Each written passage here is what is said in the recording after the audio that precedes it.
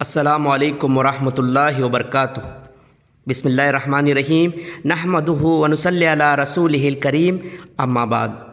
محترم سامعین، صحیح ذکر چینل میں آپ کا خیر مقدم ہے۔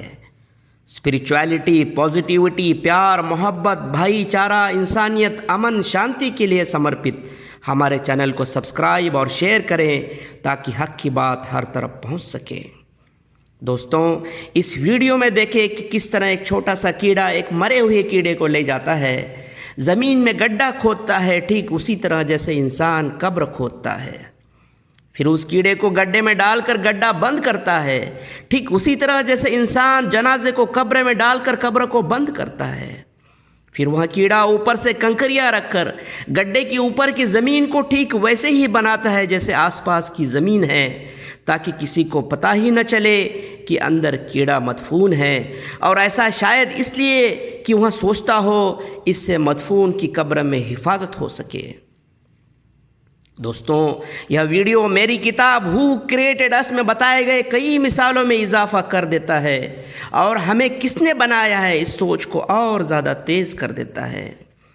ذرا سوچیں، اس چھوٹے سے کیڑے میں اتنی عقل، اتنی سمجھ، اتنی صلاحیتیں کس نے ڈالی؟ کیا یہ سمجھ اس کیڑے نے خود نے ہی خود کو عطا کی ہے؟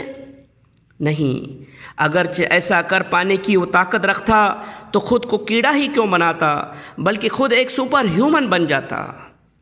تو کیا یہ سمجھ اسے سائنس نے عطا کی ہے؟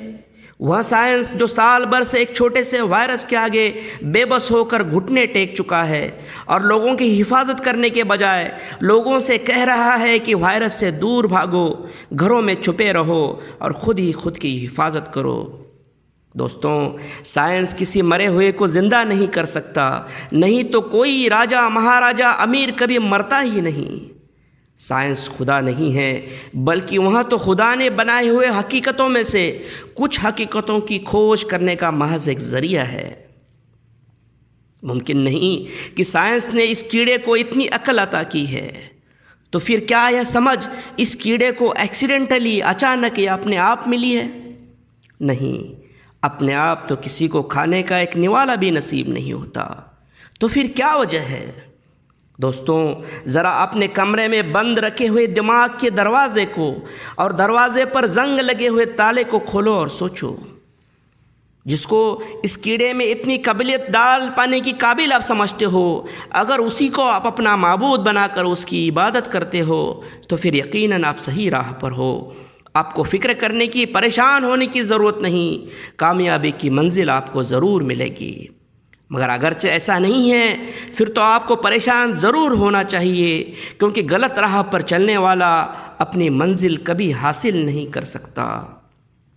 سورہ فصلت، سورہ نمبر 41، آیت نمبر 53 میں ارشاد باری تعالی ہے، سنوریہم آیاتنا فی الآفاق وفی انفسہم حتی یتبین لہم انہ الحق۔ ان قریب ہم انہیں اپنی نشانیاں آفاق عالم میں بھی دکھائیں گے اور خود ان کے ذات پر بھی دکھائیں گے، یہاں تک کہ ان پر کھل جائے کہ حق یہی ہے۔ وآخر الدعوانا الحمد للہ رب العالمین۔ السلام علیکم ورحمۃ اللہ وبرکاتہ۔